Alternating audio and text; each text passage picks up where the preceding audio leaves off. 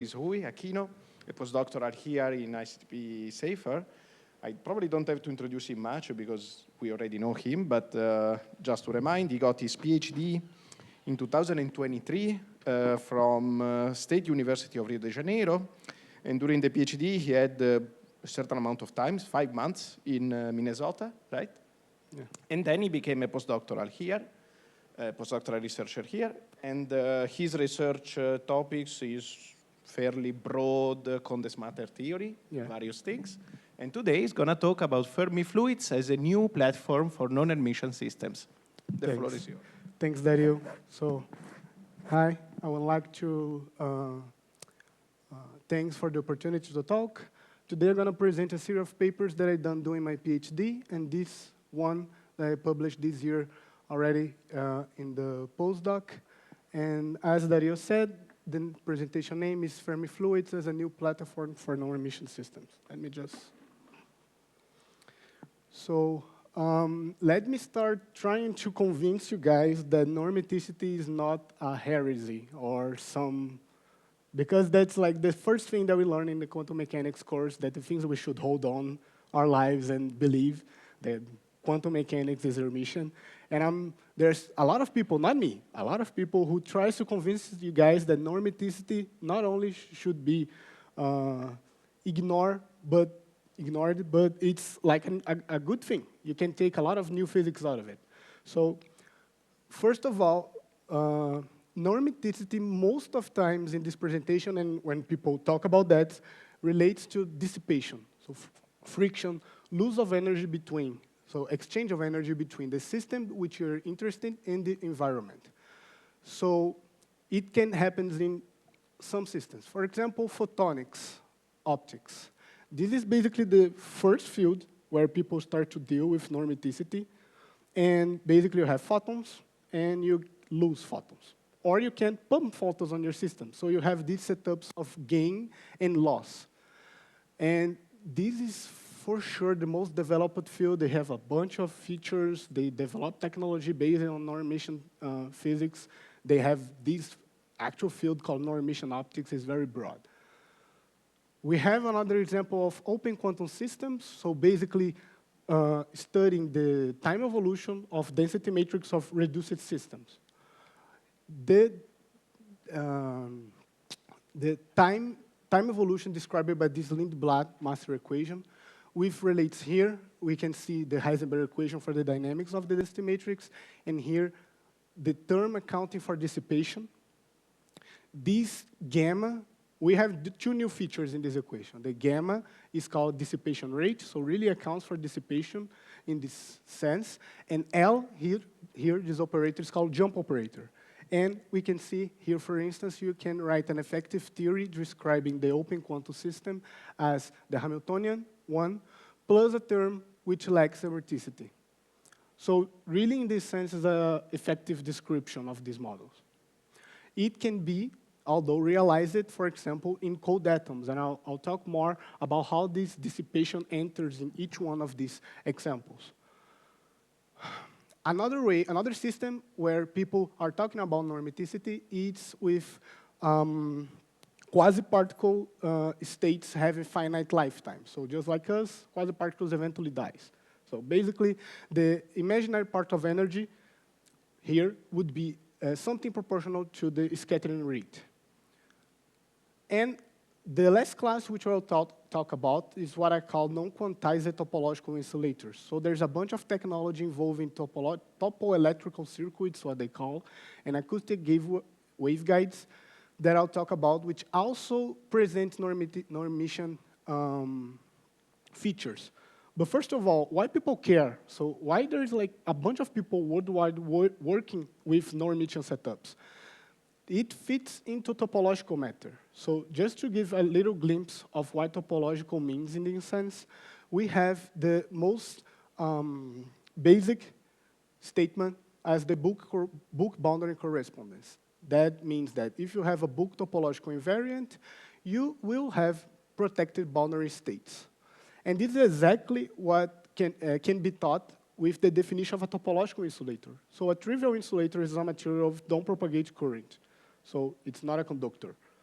And topological insulators, indeed, it's a normal insulator on the book, so very inside of the material.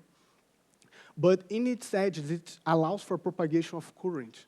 So we have exactly that. Due to the book topology of the system, in the boundary, we have this propagation of states. And we have two key features here, the stability of spectra and how level cross occur.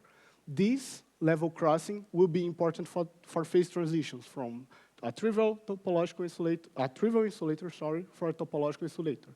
But here, this stability of spectra, this feature, is exactly what the protected boundary states mean to us. So to give like a phrase, like a very short phrase of why people care about topological materials is that topology predicts the robustness of the current propagation. That's the technological implications of it.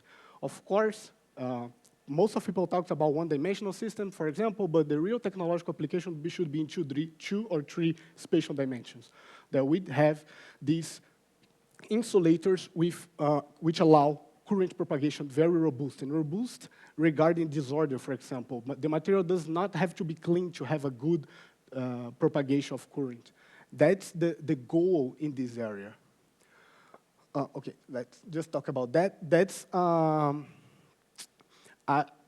like a joke in the area. So the donut, I'm sure all you guys saw or heard some presentation, a guy showing a donut or some intricate figure. So the point is that the topological invariant can be taught at this whole, for example. The topology is the area of math that works with shapes and geometrical properties of space. So the whole itself is what we call, for example, genus. And we will have a boundary state, a protected boundary state, no matter how many bytes we do on the donut. So you can actually, there's a joke that we can put the material on fire, it can take a hammer and smash it, and the topological insulator will still be topological. So there's the protected part. So you can have a byte on a donut. However, if you do a byte big enough and you open this hole, you change the topological invariant and you lose the protected boundary states. That's the kind of thought on to understand all this setup here. So the topological matter area started with the quantum Hall effect, but I don't want to talk about that. I want to talk about some classical analogs that really connects with the non-Hermitian part of some area. So this video, I don't know if I can.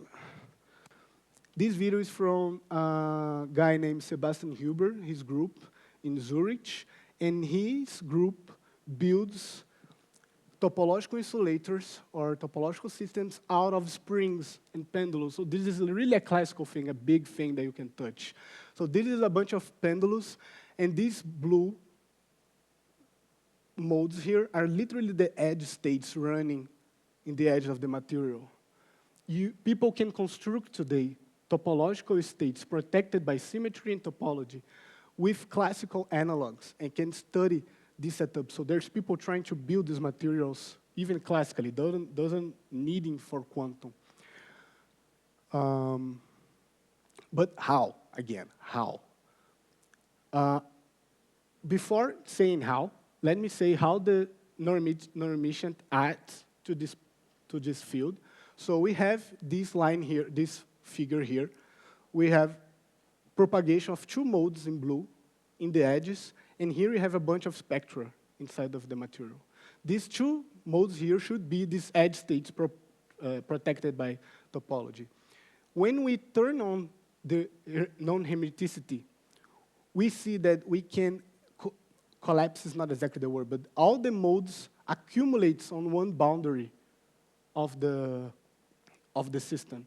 And this is called in the field a non-Hermitian skin effect, because it's resembling the skin effect of metals. So this mode is uniquely a feature of non-Hermitian systems, and it's protected by topology. So non-hermiticity adds by itself a new way to have propagation of modes, robust propagation of modes and materials. Another way that non-hermiticity, go for it.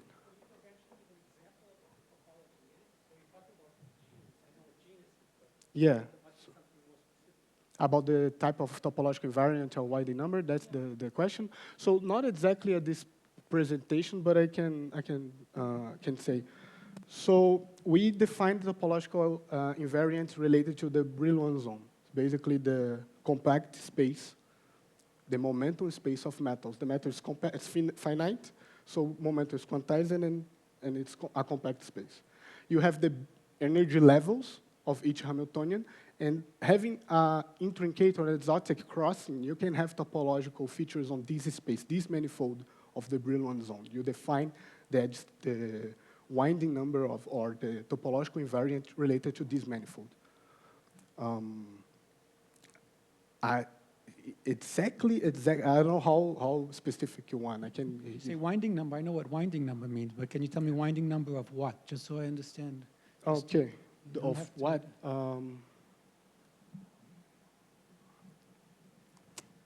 Of what? Of what? You elaborate what, please? You have some current that you're taking the integral of the current and you get some winding number or something? Okay, sure. I'm taking the integral of the entire space, this Brillouin zone. So you have an integral in momentum. I'm summing all momentums in this compact space, so it's circular. And I'm guessing that one of these energy bands cross at some point. So doing the full integral, you'll have a quantized invariant with the zero where the level cross. And is it for some finite material, or does it have to be infinite, the material? Finite material, for example. People study that on lattices, for example. So you have this type of guy, this type of system, so you have these lattices. So it's a periodic system. Periodic, exactly. But it's a periodic if it's system. finite in size, then the Finite topology is still... It's still, yeah. Yeah, it's finite in size, No, the material a lattice itself. to be periodic has to be infinite, right? It has to have can't have a boundary, right? Otherwise it's not... Okay, there's a boundary in real space. In momentum space is infinite. It's compact in momentum space. Okay. So yeah, that's the point. Okay. Okay. The other feature that I want to talk about in these non-Hermitian systems that is important for my presentation is how the level cross occur. So consider the simplest non-Hermitian 2x2 matrix in Hamiltonian in this part, and consider an epsilon 1, 2, and W real numbers. This guy is non-Hermitian. I can compute, for example, the spectrum. So I have the eigenfrequency here. If the system was like Hermitian, this square root has to be real, and that's it. End of story. You have the two frequencies meeting at one point, and that's it. But the Hamiltonian now is non-Hermitian. So we can have a negative argument of this square root, and I can have an imaginary part of the spectrum. And this allows me to have a structure that we call two Riemann sheets, basically. The difference between this kind of degeneracy that people call exceptional point, I hate the name because make it fancy automatically, it's that the non-Hermitian degeneracy. The point is that people call it exceptional because at this point the Hamiltonian is defective, so it doesn't have an inverse. And not only the eigenvalues are degenerate, but also the eigenvectors. It's a Hamiltonian I fine tuning at this degeneracy point where it is defective, and we have these properties. This induces, in general, topological properties because we can define these Riemann sheets as the real and imaginary part in terms of these parameters here. And there's the source, in some sense, of how people study topology in these systems.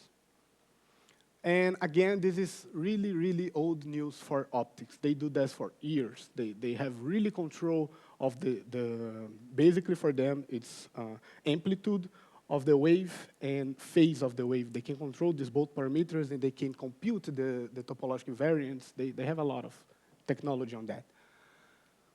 But again, okay, so now I want to focus how we implement, how people actually think on how non-hermiticity, how we add that to our models. Consider lattice, classical lattice. We have two type of atoms or two type of sites, A and B, and we have hopping. Electrons can jump from here to here with V, and from what we call unit cell, the structure that is repeated here, to outside the unit cell with W.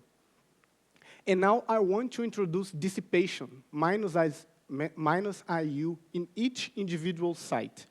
I can add dissipation, or I can add pump in this type of Hamiltonian here. And this PT, it's really parity and time reversal symmetry. So this type of implication inclusion of non-hermiticity is with a Hamiltonian of this type. And here, it's how people actually do this in experiments. This is a paper of a collaborator of mine in optics, where they have this brick of glass, and they can cut cylinders really precise at the glass. And they can choose to have this space between the holes or don't. So when they pump a laser in these cylinders, the electric field itself can leak outside the circle and enters the material. And that's how they model the dissipation. So it's a classical system in this sense. It's optics. And they can manually model dissipation by creating this space. In this type of example, we have a lot of different other examples in optics. So this is basically a bunch of waveguides. They are creating here a lattice, a one-dimensional lattice, so you can have information propagating in that direction. And you model dissipation that way. Another way is still classical. It's with asymmetrical hopping. You choose here same type of system. We have a lattice, 2 atoms, and I choose one of the hoppings to be plus G and minus G. So when with G greater than 0, this hopping is more favorable than this one. And this also creates non-emission skin effect, topological features, and can be realized in, surprisingly, circuits, electrical circuits. They have resistors, inductors, and capacitors, and they can build what they call topoelectrical circuits, what has this topological current flowing on the material. So they can, they can exactly do this type of coupling here.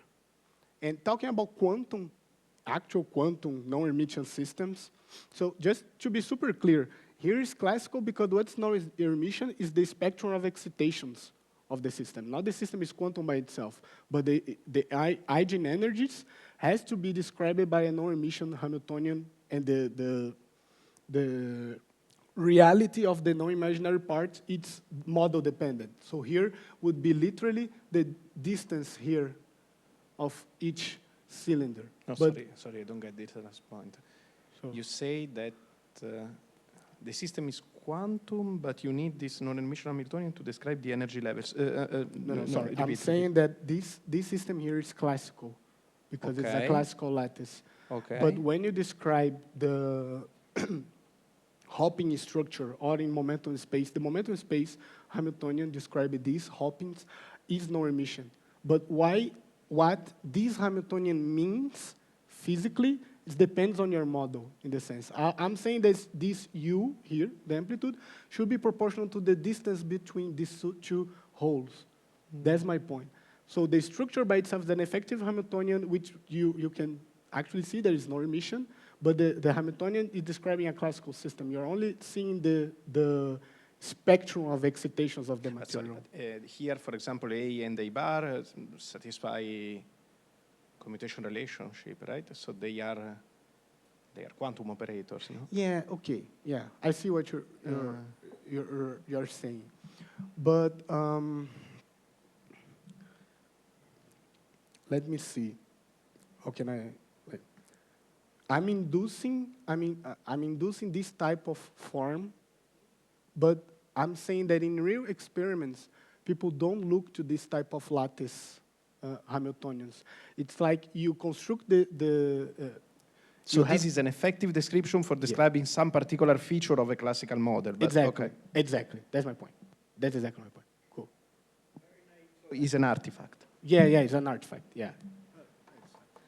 Very naive question. Non-Hermitian means just that a dagger is different from A, right?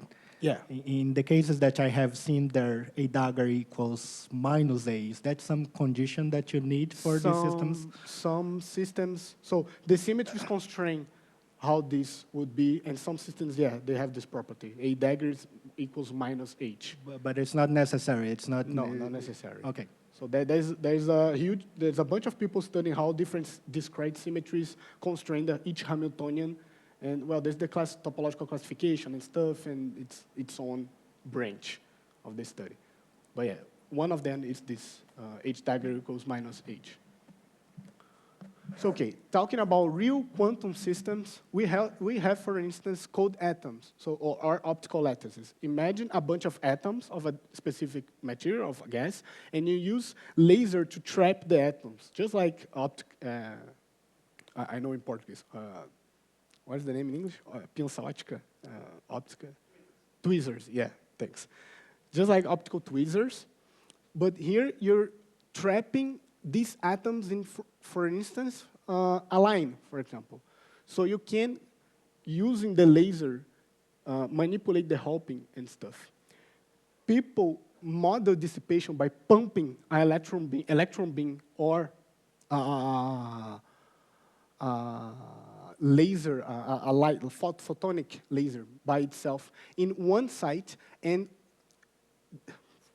for some reason, I'm not experimentalist, they can guarantee they're taking particles out of the system. So you actually have leakage.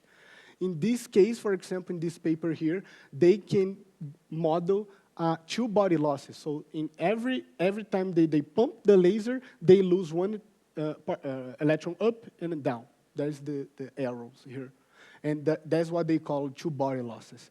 So my point in these three last slides was showing that there's specific ways to add non-hermiticity in very broad range of interests. Some people work on, okay, we want topological features. These guys are more interested in seeing how actual quantum systems deals with dissipation. But I want to... So coming, coming back to the discussion that we always have, let's say people that don't care too much about the system is no unitary anymore is because they say the system doesn't exist. It's just an artifact to describe some feature of a classical system. Exactly. So the fact that the system is non-physical, for them, who cares? Because it's not controlling the dynamics. The non-physical, you're saying that the loss of probability, that the for dynamics example, is artificial. You cannot have such dynamics. Yeah, the point is the question that you're making. My understanding at this point is that people are dealing with the spectrum. They play around with the Hamiltonian, the spectrum of the Hamiltonian, and they see these edge states on the material. They are looking to the edge states.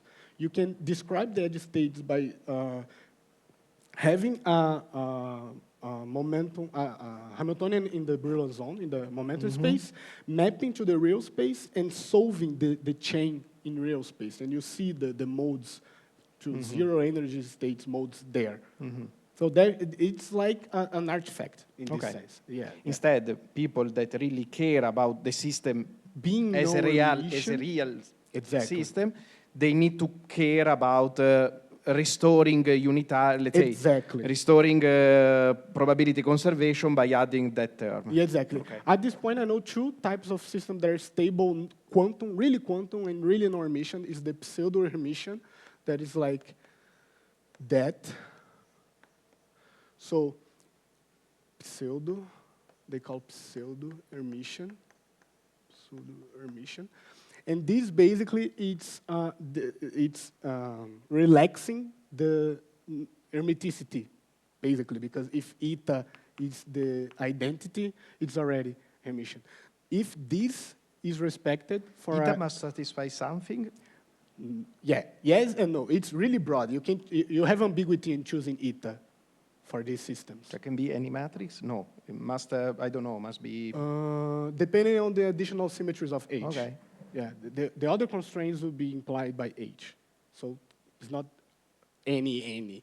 However, for a unique H with a set of symmetries, eta can have a lot of things. Okay, so these guys are really quantum. H is really quantum. It's probability preserved. Everything works out. And in this sense, and you're not carrying so much with the Hamiltonian, we're dealing with the dynamics of the density matrix. In this sense, and because of this term, probability is preserved. That's my understanding at this point.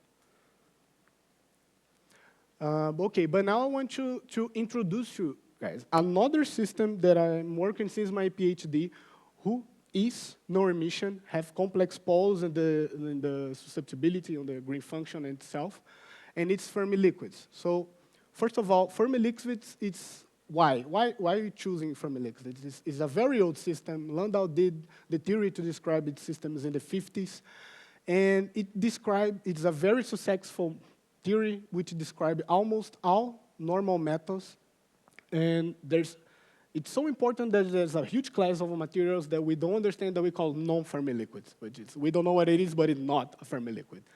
And the goal of the theory is to describe not specific compounds, but to give signatures of a huge class of materials. And that's why it's so successful. It basically sets the tone for signatures in response of metals over the years. And surprisingly, and really surprisingly, there's new things to study. It's an active field of research until today. So I showed this presentation to a friend of my training, and he was trashing me that this is not a simple model because it's already too hard to solve. But that's the kind of thing that I'll be dealing with. So I have a Hamiltonian, finite chemical potential, so I have a bunch of fermions. Here it's the dispersion relation. C is a creator annihilator. This is the creator and annihilator operator. And this function here, realize the indexes. We have K, K prime. This is basically Fermi surface. So we are coupling particles at 2 points of the Fermi surface, 2 particle holes, basically.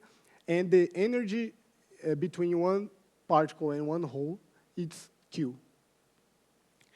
And I can expand this function. I have a bunch of channels with a multipolar expansion, for example. If I choose this channel with a knot, it's basically charge. It's monopole interaction. And if I disturb coherently the Fermi surface, the Fermi surface by itself will, we call breeding mode. It will explain it isotropically, like literally a breeding circle. The F1, the dipole, it's a whole shift on the Fermi surface. It's basically dipole interactions current.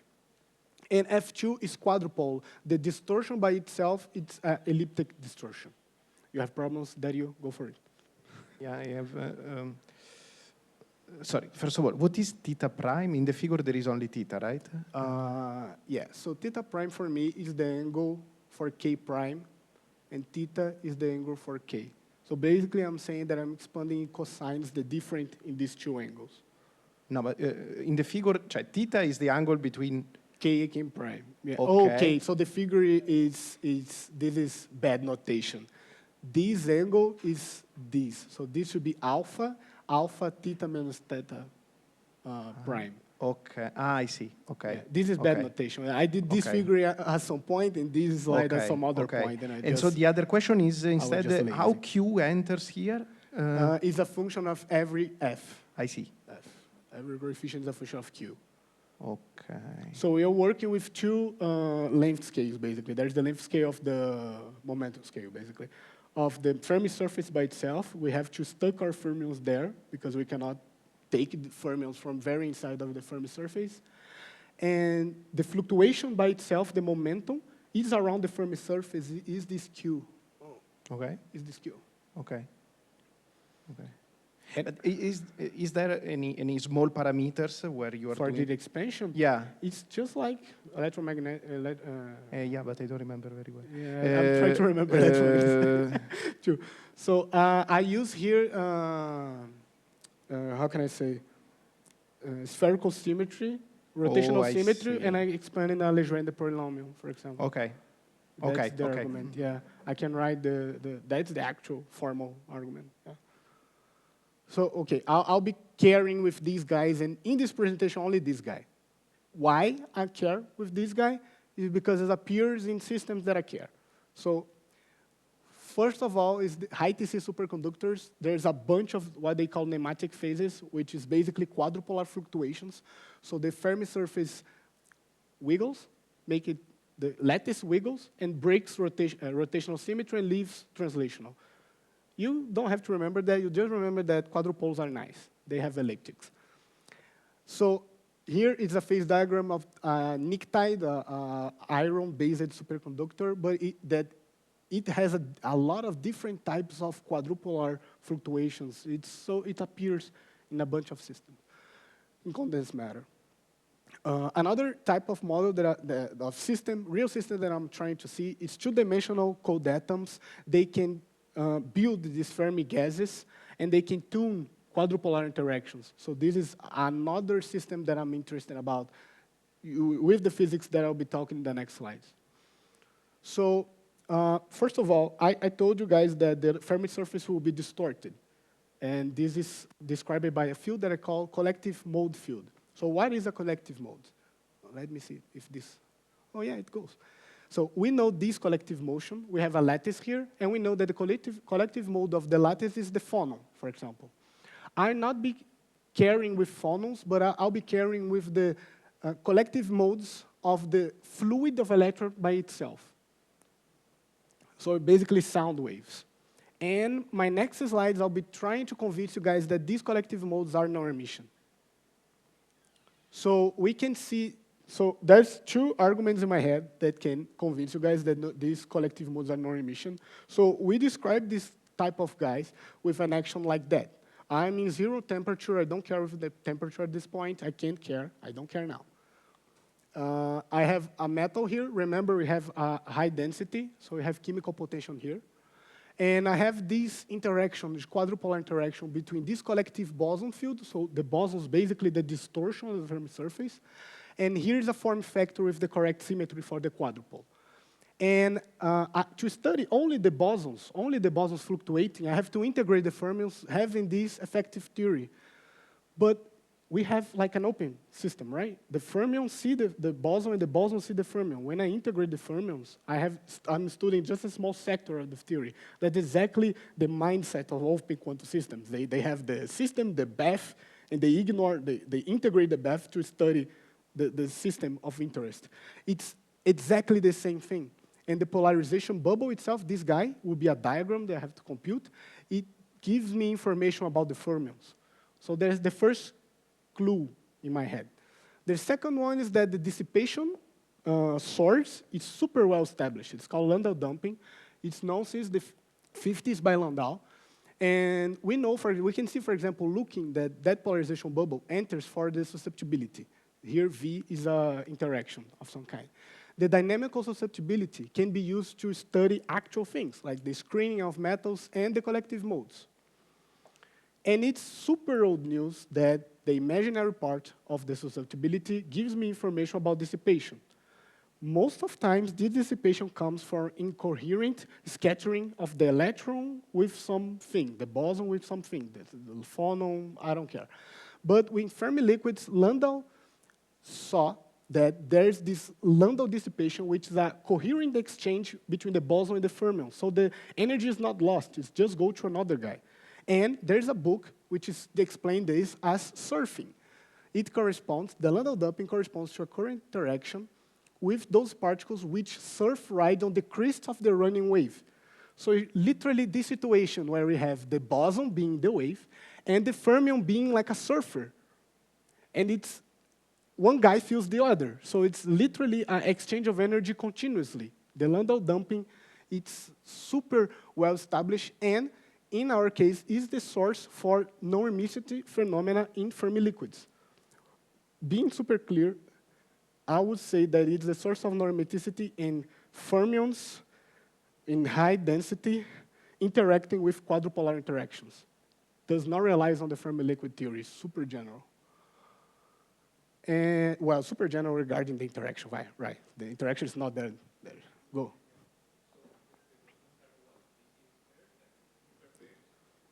Sorry. No, particle hole pairs. So we have 3 channels, well, 2. We have the BCX scattering, we have the forward scattering, and we have the exchange scattering. It's 3 times of channels that we can study this type of fluctuations. I'm choosing the forward. Okay. That's the type of fluctuation that gives me some times of phase transitions that I show you in the materials. But like, how is the let's say, the operator for the bosons, the creation operator for the bosons. It's a like boson, it's a fermion and an antifermion, basically. but So with a what is form- like the index in K? Can you, like, do you have It the? was here. So it's It's a pair, K Yeah, and it's a okay, pair. it's It's like a- it's a Cooper. but the Cooper pair is With the it's opposite asymmetrical spin, in the index spins. Here I can Yeah, this is ignore. this is something that here everything is pinless, right? Yeah. Okay, so yeah. Here everything is spinless.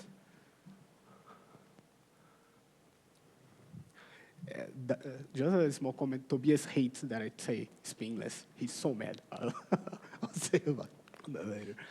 So fun. So the spectrum.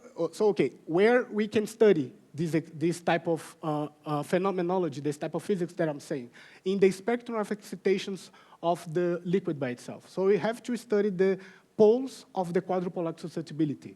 I'm saying that the poles now are complexes. So the quadrupolar susceptibility for this guy, the quadrupolar liquid, is basically this. Here is a horrible function. And to study the excitations, I have to study this function. I have to solve this equation right here. And that's some work that I did a long time ago. Sure. No, it's and then in the next, where did the polarization and the potential I didn't understand. go? I didn't understand why I said. If you go one forward now, The interaction is F2. I'm choosing Q equal, that the interaction is super localized, short ranged. Landau, it's a basic Landau interaction. And pi naught is basically chi naught plus chi 4. okay, got it. Yeah, that's the, yeah. So it's basically that.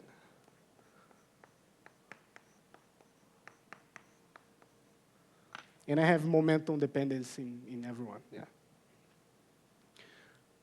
Yeah, so I solved this equation.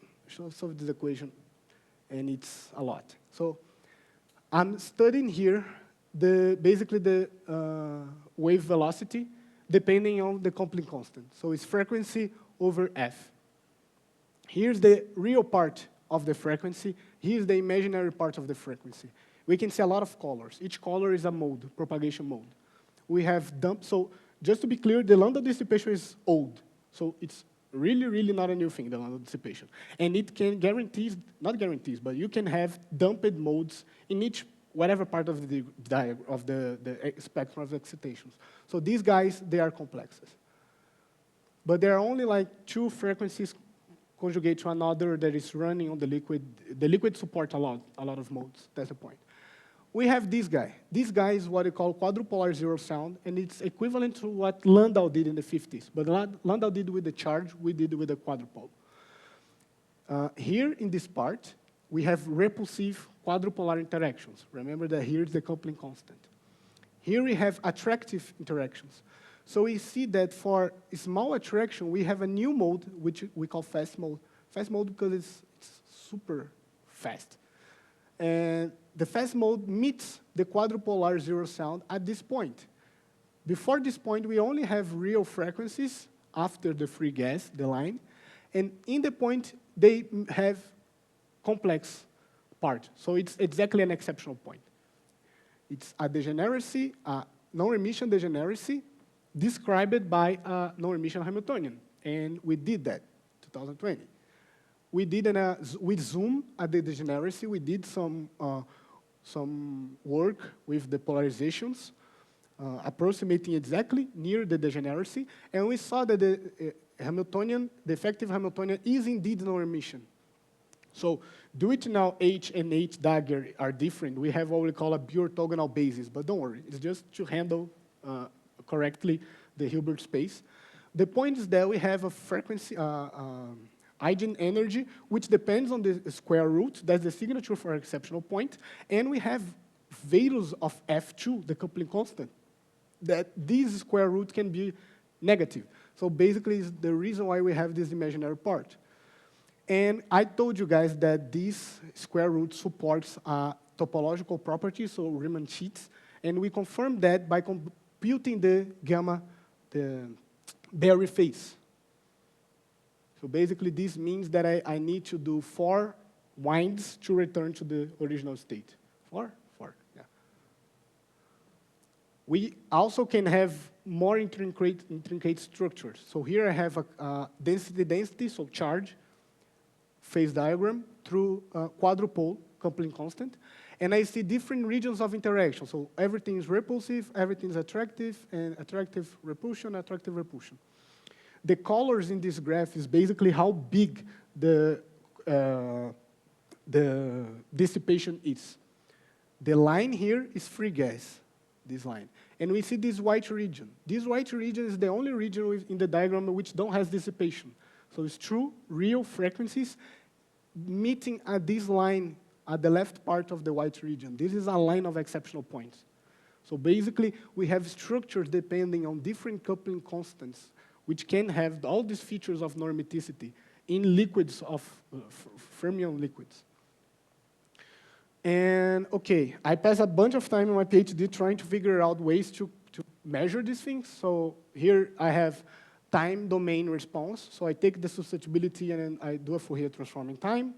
And what I have is, well, basically waves, oscillations, dumped or not dumped.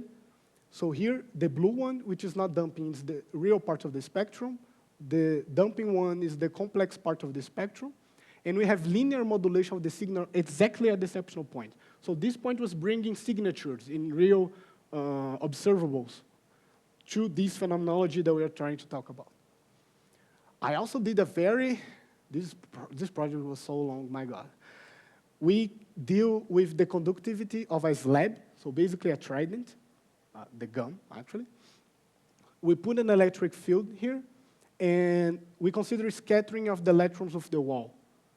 In the region where the scattering dominates the process, we can see signatures of the exceptional point in the conductivity and in the dephasing of the slab. The dephasing is the angle between the current and the electric field.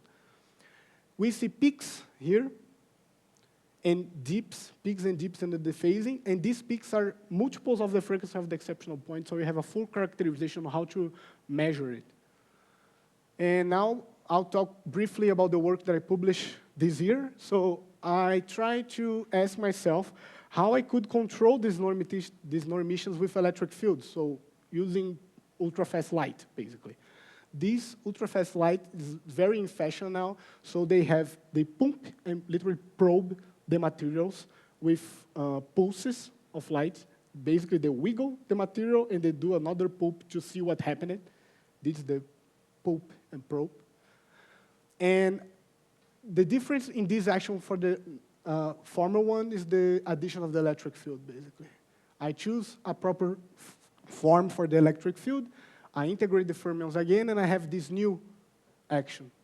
This A naught, which is the term which depends on the new part of the action, it's actually really interesting. So we have here the work done by the electric field and the energy by one quasical particle hole pair. So basically puts a threshold on when the electric field will start to account. And the effects of the electric fields are crazy. We expect, so okay, I have to explain that with context. We expect that probably the electric field will like dies, will destroy the electric field. Our way to think research is really throwing things at the exceptional point to see if it survives. This type was electric fields. And it seems that the electric fields really likes exceptional points because it didn't destroy it, it creates a new one. So here is the spectrum before, well, with a really small electric field, so it's negligible. So when you start to grow, A naught is that dimensional, so that's why there's no units here. We found a new exceptional point which meets with the former exceptional points and open the complex spectrum. This is exactly the feature of a PT symmetric phase. So we went back, we saw that our former Hamiltonian has a PT symmetry.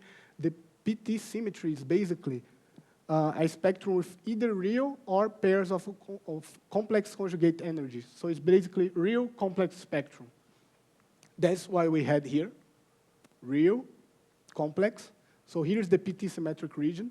And what we see is that the exceptional point shrinks the region of the PT symmetric until it opens, completely opens the spectrum.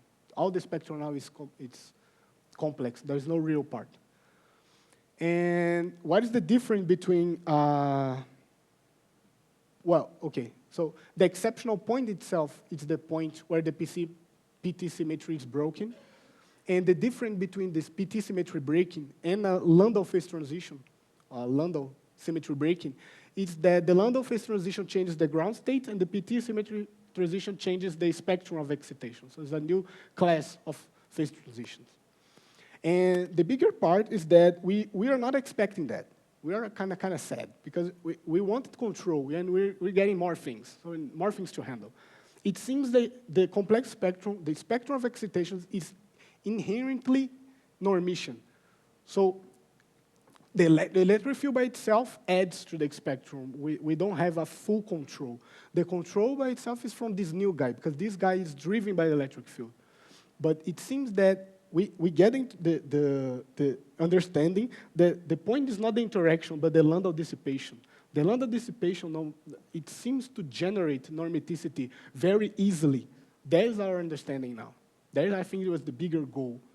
It's a dissipation mechanism, really old, and it seems to bring us really non-Hermitian new things easily. Easily because this is not easy. Okay, it's a three-party Hamiltonian, but we are not expecting that. We have here a phase diagram, electric field, coupling constant, where we have a PT symmetric phase and a PT broken phase. In this model, specific, we see that the electric field shrinks this PT symmetric phase, so we don't allow, basically we can see the oscillatory to damped oscillations. It completely kills the oscillatory oscillation. There's only damping, and it's controlled by these normaticities. But the new thing, the really nice thing is that the exceptional points are not square root anymore. They are third-order roots. This means that we are creating new things in the spectrum.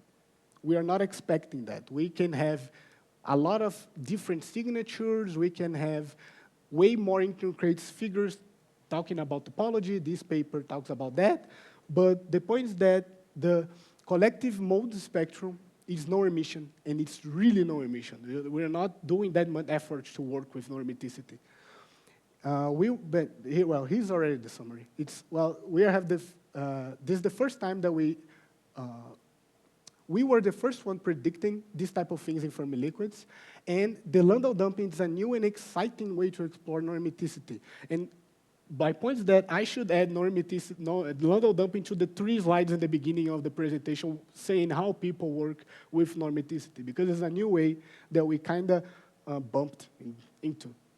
Bumped? I think it's the correct translation. So I end here my presentation.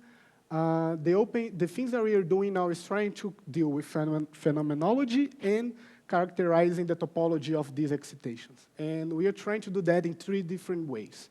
So this guy is Rafael from UIUC, United States. We are trying to do like some phenomenology to try to measure quadrupolar fluctuations in real materials, for instance, pnictides and cuprates. These guys from my former university, Bruno Mintz, we are dealing with pseudo-Hermitian quantum field theories, these kind of guys.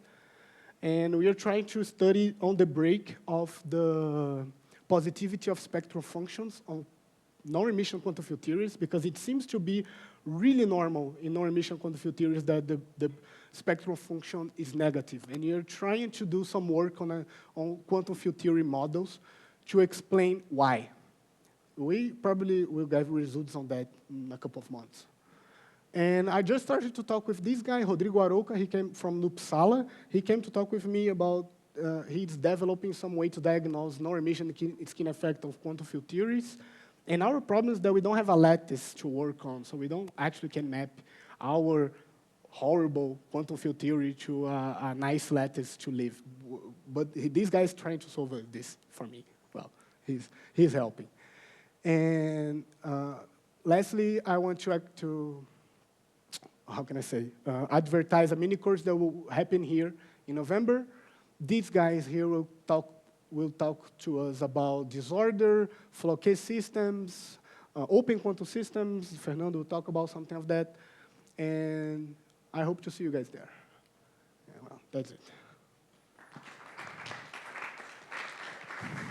Okay, thanks for the talk. Further questions?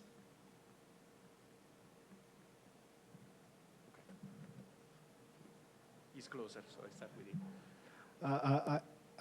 you. Just a general question. I got lost at some point. You started with some simple model, and then you integrated out the fermion degrees of freedom or something like that, and ended up with an effective action that's a bosonic effective action, right? Yeah. And then you studied the exceptional points, and from there you jumped to a non-Hermitian Hamiltonian or effective Hamiltonian. Yeah, so, and yeah. I didn't get where did that come from. We do a bunch of things in the middle I can explain. So I show you the Hamiltonian with the 4 fermions, right? So we can decouple these 4 fermions and having the action for like something like that. Here's the free part, something like that. And here I have something like phi, some like Yukawa. The difference will be the form factor here, will be something like that. Yeah. Integrating the fermions, we have the effective action only for the bosons. Yeah. So we have here theory, boson. Yeah. I'm saying that the spectrum of this guy is non-Hermitian. Okay. We see the spectrum by, well, here's the operator. Computing the inverse of this operator is basically the susceptibility. And by seeing the poles of this guy, or basically the zeros of this guy, is how we track the non-Hermitian things and stuff. The entire system is closed. We have fermions, something like Yukawa. You have a fermion-boson coupling. I'm getting rid of the fermions by integrating them, but I have, like, in the effective action information about the fermions. So I have, like, this Landau dumping, the exchange of energy from the boson to the fermion. Yes, the original action is, because it's a closed system. Yeah, because it's basically, I see this, like, I have this, like, the theory.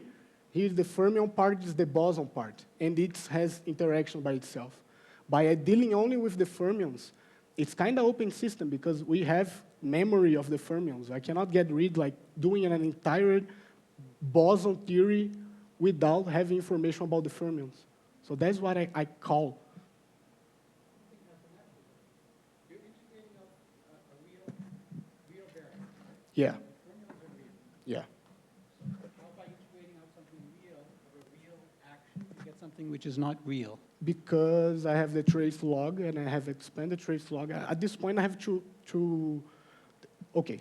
Integrating the fermions, I have a trace log. Maybe you're saying you get some singularity, and when you try to interpret the singularity, you try to interpret it as something non-Hermitian. Is that what you're saying? No, I'm saying that the theory, the effective theory, it's not the complete one because I do approximations. I have the trace log. Do you understand what he's saying? What? I'm just asking a mathematical identity. If I start with a Yeah. real action and I integrate out real variables, how do I get something which is not real? Because it's not an exact result. If I was computing all the terms of the trace log, I would be for sure have a So closed theory. You're not doing the correct integration. You're doing an approximate integration of the firm. Yeah, Is that what you're yeah, saying? Okay. Okay. it's whatever. It's not exact. It's not exact for sure. Yeah.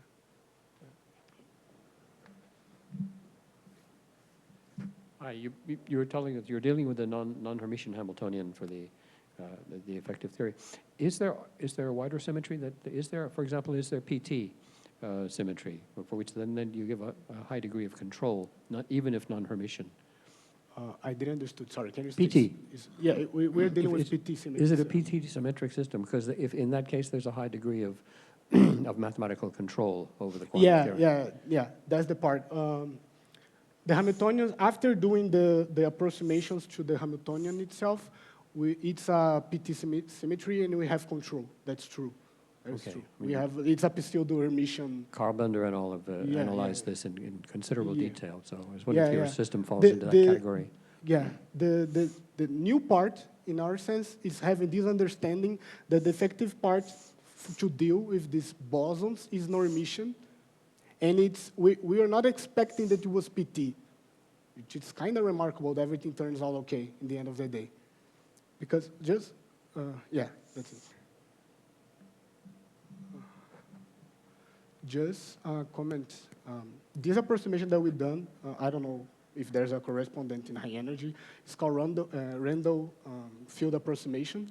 It's the correct one to deal with like linear response theory, basically. So yeah, it's basically how to have a quadratic action out of that trace log.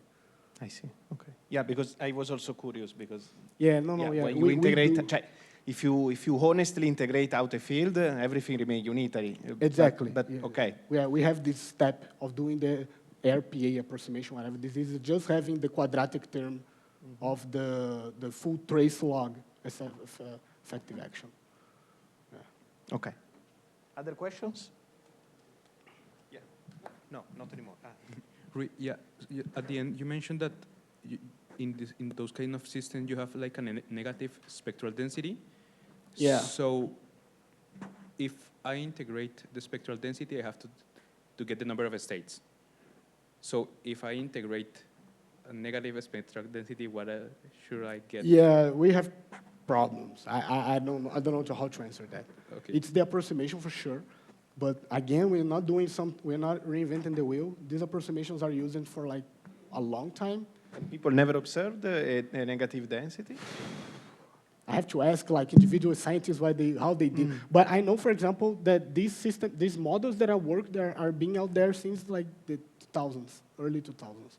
So it's not like that old, but the methods are old. Like it's actual many-body theory that people do in textbooks. So yeah, I don't know how to say about what people do. I know that it appears, and we are trying to handle it. But it seems to not be the only ones. There's a bunch class of quantum field theories that has this in this type of approach. I guess is that these quadrupolar interactions are kind of new, are kind of like 15 years, something like that. So people probably did quickly to get their parallels and didn't look closely,